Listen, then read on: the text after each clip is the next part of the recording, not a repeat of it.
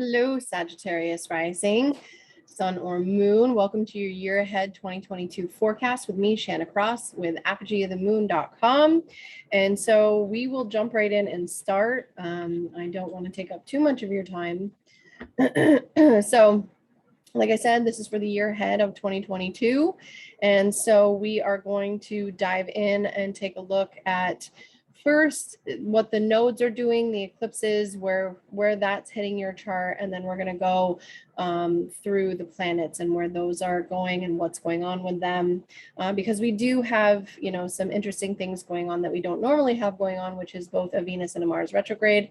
Only happens once every 1.5 to 2 years. So we will get in first to the sun and the moon and the nodes. But before we do that, I did want to mention something about January 2nd of 2022. We have a new moon at 12 degrees of Capricorn. Not unusual, right? Every year in January, you know, the end of December, the beginning of January, we usually have a new moon in Capricorn. What makes this one different? We have Venus retrograde at 22 degrees at the exact time of this new moon. And if we remember back to pre-pandemic of January of 2020, we had the sun, we had Saturn, we had Pluto, and we had Mercury all at 22 degrees of Capricorn. Whatever was coming up for you, Sagittarius, in that area of your life, this is your second house. This is your money, your materials, your possessions, your finances, you know, what it is that you value at a core level. So whatever was going on for you with those themes and with all of those planets coming conjunct there, maybe some of you were thinking about changing up how it is you make your money. Maybe some of you were reevaluating or in the process of evaluating what it is that you truly value with this. So I just want to let you know that this is coming back up with Venus going retrograde here and being retrograde at this exact point of the new moon. There could be a finalization and a completion and a letting go of that energy. Or, you know, there could be a brand new beginning surrounding those themes because of what happened in January of 2020 for you. So I just wanted to let you know that. And then now we're going to get into the nodes and what they're doing. So the nodes on January 19th officially enter Taurus and Scorpio. So the North Node and the South Node have been transiting, you know, your first house and your second house. And now they're going to be transiting your seventh house and your first house, sorry. And now they're going to be transiting your sixth house and your 12th house. So there's going to be a lot of things that are going to be wrapped up and let go of in terms of, you know, 12th house themes in Scorpio, letting go of the past, letting go of early child, things that happen in early childhood, letting go of things from past lives. It's going to almost see you coming out of a place of solitude and seclusion and really diving head first into doing something every single day. Your daily life is going to become very dynamic. Your daily life is going to be very interesting, right, with these eclipses here. So there could also be activations of health issues, or maybe the ending of a health issue with the nodes transiting here for the next 18 months. But I do want to say that we are having an eclipse activation as well in February. On February 6th through 16th, the nodes will be exactly at the 27 degree mark, where we had that partial lunar eclipse, the taste of what's coming, what it is we're releasing, and the new direction that we're going in terms of the Taurus and the Scorpio placements in our chart. And there's an activation here. This is a fulfillment, a completion, and a finalization, especially with the full moon in Leo coming exact on February 16th at 27 degrees of Leo and Aquarius. This is forming, you know, this is squaring that partial lunar eclipse, and this is a full moon. This is not an eclipse, right? But this is a halfway point between eclipses.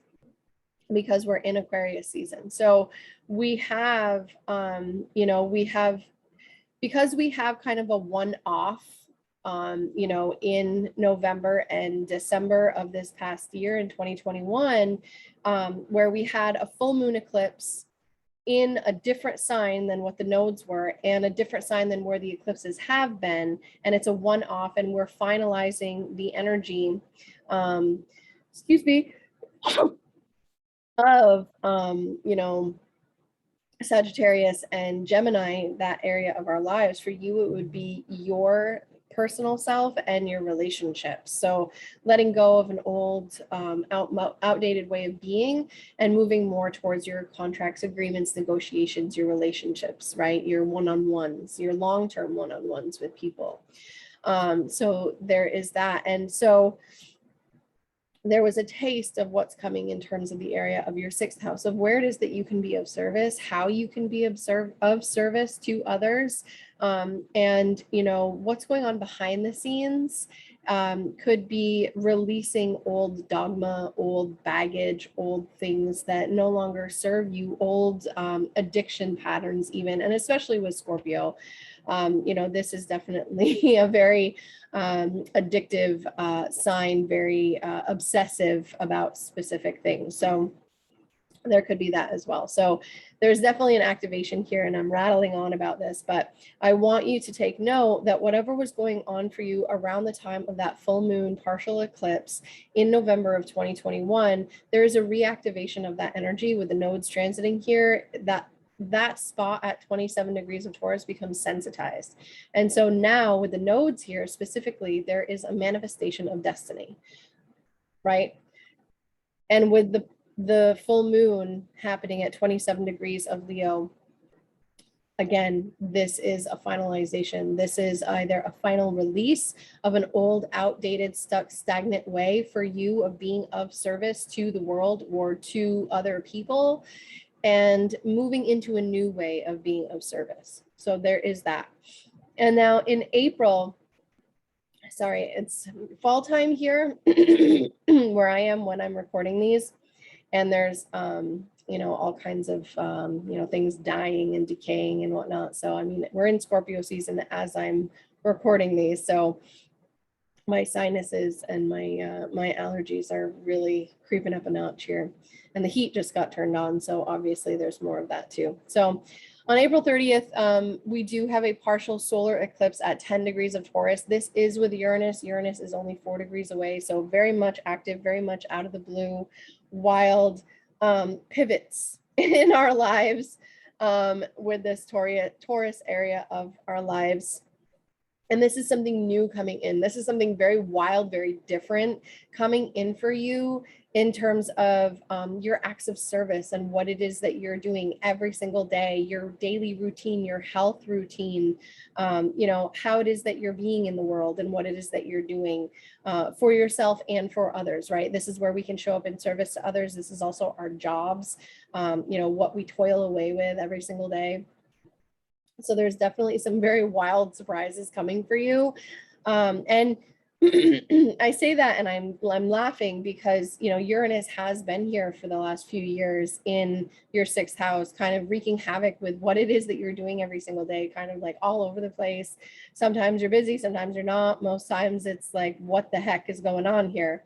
So there is that. But this this solar eclipse particularly has a lot of really nice energy to it, a lot of trines, a lot of sextiles, not a lot of really hard aspects, but Pluto is stationing to go retrograde around this time as well. So I just wanted to mention that because it can feel very intense, like the other shoe is about to drop, very heightened psychic awareness of what's going on, especially with, you know, Scorpio ruling your 12th house. Pluto is a ruler of Scorpio, and Pluto right now is in your 2nd house of finances. So there could definitely be some plutonic things going on in terms of what's going on with your finances, for sure, with that big, you know, swings maybe in your finances.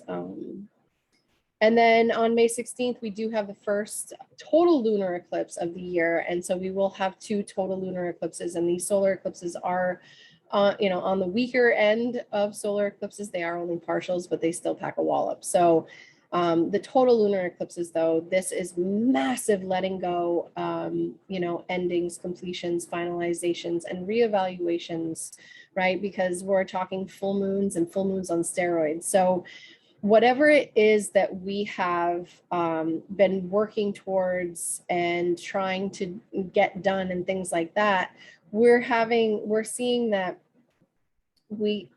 what is coming to fruition has felt like it's taken forever to get here. And now that it's here, it's very intense, and it's very almost cathartic, I would say, for some people. Now, this particular lunar eclipse is in square with Saturn in Aquarius in your 3rd house. So there's definitely 12-6 third access going on. There's a lot of pressure on your communication, on who you're communicating with every day, how you're communicating every day, and, your local community, what's going on in your local community. So there's definitely some things going on there. Mercury will be retrograde in Gemini in your 7th house. So there's definitely a reevaluation going on in terms of your contracts, your agreements, your negotiations, your spouse, marriage partner, long-term business partners are seen here, long-term friendships are seen here, and it's going to be retrograde. Well, we'll get there. But right now at this eclipse, it is retrograde in Gemini in your 7th house of contracts, agreements, and negotiations. So definitely be mindful that there are things that could be eclipsed by whatever it is that you're working on, whoever it is that you're trying to negotiate with, or what you're negotiating on. And then Venus is in Aries in your 5th house, which actually isn't bad for you if your sun, moon, or ascendant is anywhere from like 8 to 12 degrees of Sagittarius. So that's where Venus will be with Chiron. So there's definitely something going on in terms of, maybe your health, your wellness, your well-being could be affected by what it is that's going on for you in terms of your hobbies, the things that you're interested in, your children. There could be, shame, wounds, vulnerability coming up for evaluation with Venus here. And Venus is very direct, though, in the sign of Aries. So there's definitely something here going on that needs to be talked about. There needs to be a coming together of sorts, and I don't want to say intervention, but that's the word that came to mind. There could be an intervention on sorts in terms of, boyfriend, girlfriend, children, or hobbies, things like that, things that you love to do just because you love to do them. And then Mars is with Neptune in Pisces, and this is in your 4th house of your home, your family, and your property. And so this could definitely be a little touchy around home, family, property, your parents even. There could be maybe some, there could definitely be some issues going on with the water systems in your home. There could be, let me think here. Yeah, there could be some issues to do, maybe even a little bit of sabotage going on in terms of what's going on maybe with your property. There could be flooding. There could be like flash flooding. And I'm going to say that because it's May in the Northern Hemisphere is springtime. It's, it is Taurus season, so it is springtime, and there can be flash flooding in places. So just be aware of that. For yourself specifically, wherever it is that you're living, or wherever your property is, there could be some type of flooding going on, because Mars, is kind of Mars is a very quick energy, 4th house with Pisces, that's water, so there could be flooding. That's all I'm going to say on that one. And then on October 25th, we do have a partial solar eclipse at 2 degrees of Scorpio. And so this is with the South Node. And so there could be endings, finalizations, and even new beginnings in terms of what's going on with foreign affairs, not affairs like you're cheating on anyone, but like foreign affairs, like who you're talking to, that's maybe someone that's completely foreign from you. This could be dreams. Maybe your dream life is picking up. You know, maybe there is something that's coming out of the blue that's pulling you back out of, you know, the daily and, you know, pulling you away from the world for whatever reason. And this is with Scorpio, so it's in Scorpio. So it could be, you know, having to go to hospital, maybe going to ashram, some type of retreat center, rehabilitation center, you know, things like that. So that's on October 25th. So somewhere around there, there could be visits to things going on behind the scenes. Yeah, it could definitely be maybe you working behind the scenes too on something specific. And so then on November 28th, or November 28th, November 8th, we have that total lunar eclipse at 15 degrees of Taurus with Uranus, with the North Node. And this is again squaring Saturn, and Mars is retrograde in your 7th house. So there could be a relationship, business partnership, contract agreement negotiation that is being reevaluated, but it's being reevaluated possibly maybe cutting something away too, because Mars is that cutting energy. It could be something like that. Or this could be some a contract agreement or negotiation that's going on that you're having to negotiate on every single day, that you're really fired up about, that you're really passionate about, something that you really want to be involved with, or someone that you want to be involved with, right? That's definitely there too. So just be aware that this is where the eclipses are happening for you. And so there could be some interesting themes surrounding 12th and 6th house access, health, wellness, daily routines, being away from the world, doing things behind the scenes in secret, maybe for, you know, later reveal or anything like that. So just so you're aware. And then we come into Mercury and the retrogrades of the year. So we will be having 4 Mercury retrogrades officially in 2022. The first one beginning on January 14th, Mercury will be stationing to go retrograde at 10 degrees of Aquarius, and it will retrograde all the way back into Capricorn. So this is going from your 3rd house, thinking, speaking, communicating, something to do with your local area, your local community, the people that you live near, your neighbors, or even your relatives, you know, siblings, cousins, extended family members, in-laws even can, well, not necessarily, well, yeah, in-laws, it can be. But it's going to go retrograde all the way back to 24 degrees of Capricorn, and this is in your 2nd house. Sorry.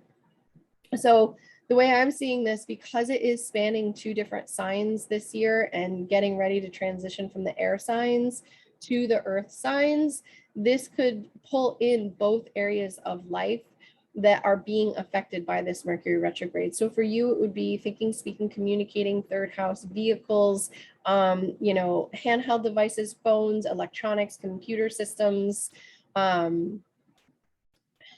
siblings, extended family members, things like that, but also 2nd house themes as well, money, material, possessions.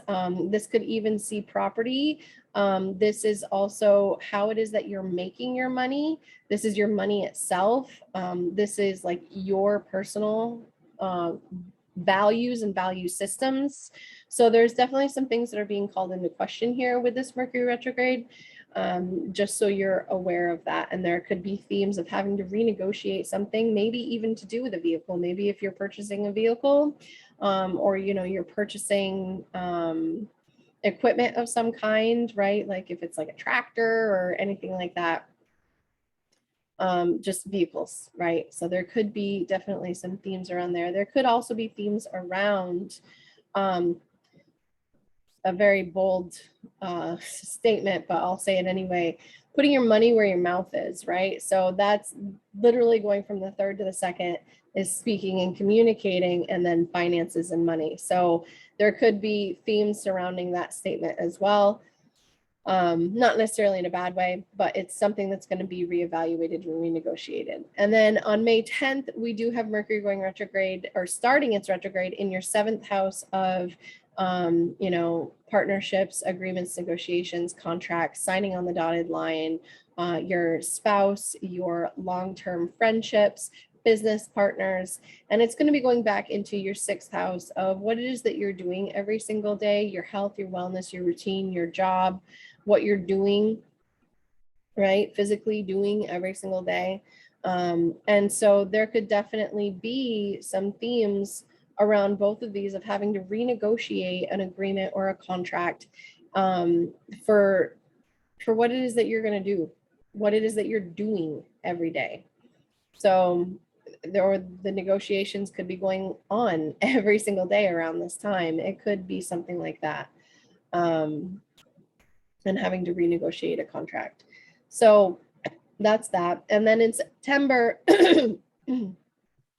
sorry, in September, we do have Mercury stationing at 8 degrees of Libra. This is in your 9th house, or no, your 11th house. I'm sorry, your 11th house going back into your 10th house. So there's definitely some themes surrounding groups of people, your friendships, the people that you surround yourself with by choice, the organizations that you associate with, who it is that you associate with in terms of your social networks and networking, and then themes of career and public reputation and public standing and what you're doing out in the world. So there could definitely be some changes going on in those two areas of your life as Mercury is going retrograde through them, or maybe even a merger, right, of some kind. And especially because it's spanning both signs, you know, for all 3 retrogrades. There's definitely themes of blending those 2 areas of life together. And then on December 29th, Mercury will station and go retrograde at 24 degrees of Capricorn.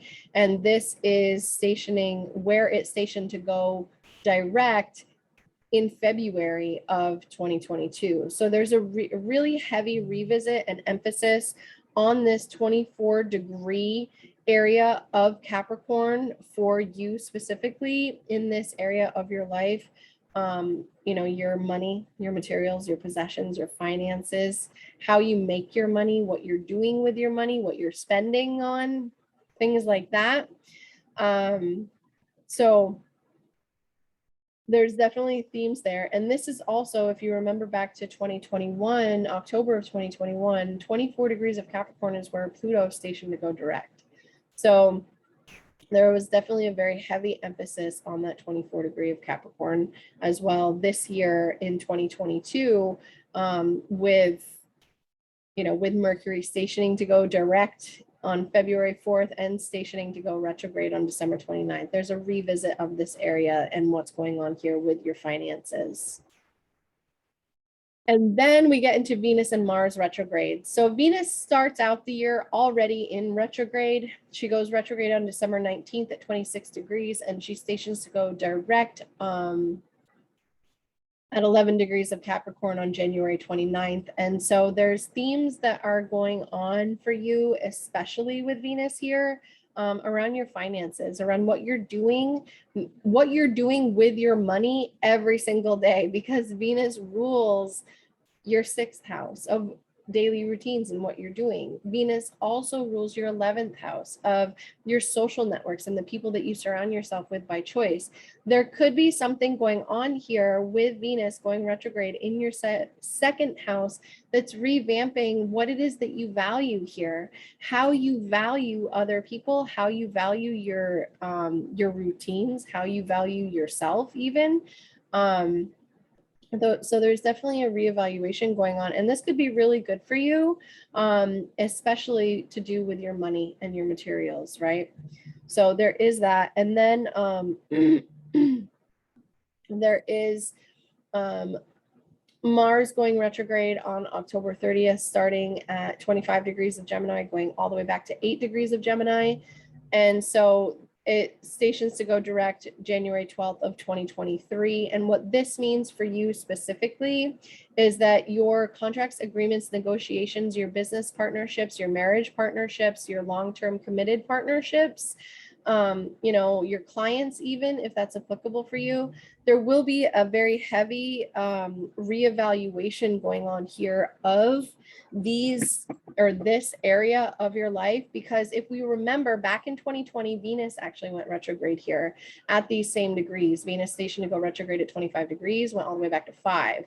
And then in 2021, Mercury went retrograde here at these same degrees that Mars is going retrograde over. So there's definitely a reevaluation going on in this area, in this Gemini area for everyone, but specifically for you in your partnerships, your agreements, your contracts, your negotiations, open enemies even. So there's definitely a sense that maybe you're really fired up and you're really passionate about something, or maybe if you're a single Sagittarius ascendant person and you've been dating someone for a long time, there could be a reevaluation going on about whether or not this person is marriage material, or maybe there is a reevaluation going on of whether or not you want to be married. Could be something like that, as simple as that, right? Because Mars does rule your 5th house of Mars does rule your 5th house of like romance and boyfriend girlfriend type people. And so having it go retrograde here in the 7th house could be a reevaluation of an agreement maybe, and marriage. So there's also something I want to talk about with Venus and Mars coming conjunct at 14 degrees of Capricorn and running together literally neck and neck until March 10th, when Venus finally pulls away from Mars. They do enter Aquarius together on March 7th. And so this is reactivating the Jupiter-Saturn conjunction at 0 degrees of Aquarius of December of 2020. And so what that means is that there's a reactivation of your 3rd house and what it is that you're doing. If you have a small business, this could be really good for understanding what it is for the next 20-year cycle that's going on with your small business, how it is that you need to structure it, how it is that you need to, who you need to talk to, because Venus does rule your 11th house of networking, and what you need to do every single day to network with the right people and talk to the right people, because Venus does rule your 6th house as well of what you're doing every day. And I am bringing house rulerships into this. I always do. So it makes it a little lengthy and it does kind of complicate things, but it can work out really well. And then Mars, you know, Mars rules your 5th house. Mars rules your 12th house. There could be private conversations that happen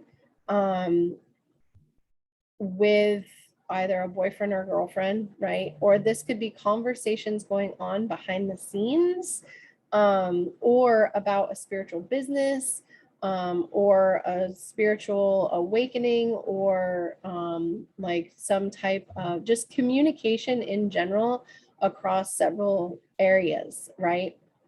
Because this is Aquarius and Aquarius is your 3rd house. So there could be communication through partnership, because this is in sextile to, you know, your ascendant, but in trine with your descendant. So this is a very social house. And so this could definitely see you communicating with family members, communicating with friends, communicating with colleagues, communicating with coworkers, even if that's applicable to you. So just so you're aware of the themes that are going on there around that time between, you know, February and March. And then Jupiter. Jupiter enters Pisces, which is your 4th house of home, family, property, parents, on December 30th of 2021. So as we start the year, Jupiter is now in Pisces until May, and then it will go retrograde, go back into Pisces, you know, from October 29th through the end of the year of 2022. So this is really good. Think back to May through July of 2021 and what was going on for you, because Jupiter entered in May and stationed to go retrograde and then exited in July of 2021. So think back to that time. That was a taste, a preview of what was coming. And now at the end of December, enters Pisces, for pretty much the remainder of the year, and will be benefiting you in some way in terms of your home, your family, your property, your place of living, your parents, things like that. Now it does enter Aries, which is your 5th house, which is really nice for you, on May 11th, and it will go retrograde at 8 degrees of Aries on July 28th. And finally, re-enter Pisces on October 29th. So we're getting another taste of what's coming in 2023 for us, in terms of the Aries areas of our lives. And for you, this is your 5th house. What brings you joy, play, fun, children, sex, romance, all of it, right? Combined. So definitely between May and October, really pay attention to what's going on for you and what's lighting you up, what's lighting your fire, what's making you feel real good and real sexy, right? So just pay attention to that, for sure. And then we have Saturn. So at the beginning of the year, Saturn is at 11 degrees of Aquarius, just coming off the exact square with Uranus in Taurus. And so it's highly active through this month, right? Through the month of January, it is going to be active. It will be waning. It will be winding down. They're moving off their exact square. And so the beginning of the year can see the communication sector of our life and what it is that you're doing every single day really kind of in a pickle, in a bind, but it's the resolution point of the year-long Saturn-Uranus square that we had going on in 2021. So whatever's going on for you at the beginning of this year, know that it will wane, it will wind down.